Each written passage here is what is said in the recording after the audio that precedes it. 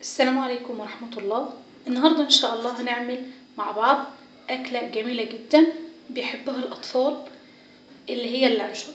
طبعا الأكلة دي احنا بنخاف نجيبها من بره لأن حواليها كلام كتير وما نعرفش مصدر الحاجة دي ازاي. هنعملها إن شاء الله النهاردة بطريقة جميلة وإن شاء الله تنول إعجابكم. عندي هنا حوالي 5 معالق كبيرة دقيق عادي. عندي هنا معلقة صغيرة من توم البودر، معلقة من البابريكا، معلقة من كزبرة الناشفة. عندي مكعب واحد بس من مرقة الخضروات وممكن تستغني عنه، انا استخدمته كده المرة دي لان المرقة اللي بعملها عندي في البيت خلصان. عندي معلقة صغيرة من الفلفل الاسود ومعلقة صغيرة من بهارات مشكلة. وعندي هنا حوالي ربع كيلو من اللحمة اللي انا فرمها ناعم جدا. عندي معلقة صغيرة من صوص الفلفل الحار، مش هتعمل اي حاجة ولا هتدي طعم حار عادي يعني. عندي هنا حوالي تلت كوباية من الزيت. عندي 3 وحدات من الجبنة النستو اي نوع، وعندي 3 حبات من البيض. هبدأ هخلط كل المكونات دي مع بعض واضربها كويس جدا في الخلاط وهنرجع نشوف نعمل ايه.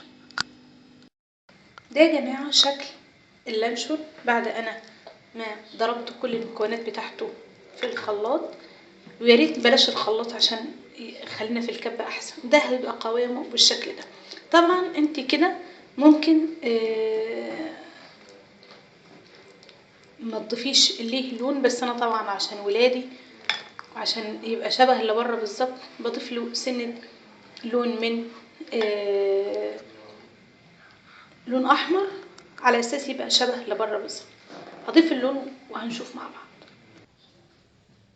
ده شكله يا جماعة بعد ما ضفت ليه اللون الاحمر.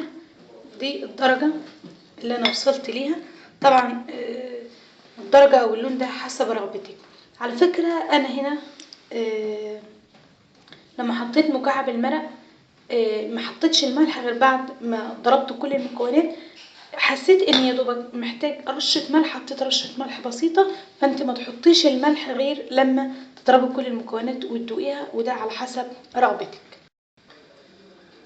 كده يا جماعة انا جهزت عندي كوبايتين من الاستانلس، دهنتهم بحبة من الزيت وهصب فيهم الخليط ده بمقدار متساوي.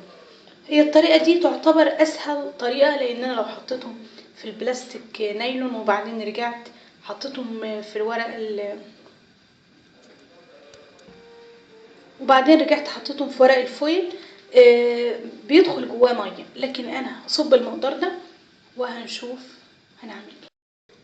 وده يا جماعه ده يا جماعه المقدار اللي عمل عندي كوبايتين وربع، بس انا مرضتش املى الكوبايات على الاخر عشان خاطر ان هو بيزيد. حاطه ميه انا على النار فيها حبايتين من الحبهان ورق اللورو. هحط فيها الكوبايات دي زي ما احنا شايفين كده. حطيت الكوبايات وهبدأ اغطي عليها وهسيبها حوالي ساعة وهشوفها. ده يا جماعة شكل اللانشون بعد ما طاب معايا. بختبره عن طريق الخلة ان انا بدخلها فيه بتطلع معايا نضيفة زي كده. اخد معايا حوالي ساعة الا 10. في الاول حطيته على نار عالية. اول ما بدأ المية تغلي حوالي 10 دقايق كده وطيت عليه النار، وطبعا كان مغطي طول مدة تسويته. وده شكله بعد ما طاب. طبعا ما ينفعش اقطعه دلوقتي، لازم ادخله ليلة كاملة التلاجة وبعد كده نقطعه ونشوفه يبقى ازاي.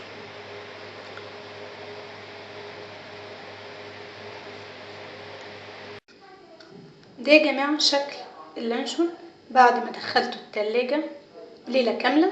ممكن كمان نقطعه بعد ساعة، بس هو طبعا الافضل ان هو يفضل ليلة كاملة في التلاجة. الطعم ما اقدرش اقول لكم جميل ازاي، اقرب ما يكون من طعم لانشون بره بس مش بنسبة 100%. ان شاء الله ينول اعجابكم، وياريت لما نقطعه يكون بسكينة حامية طبعا تقطيعه ده على حسب الرغبة.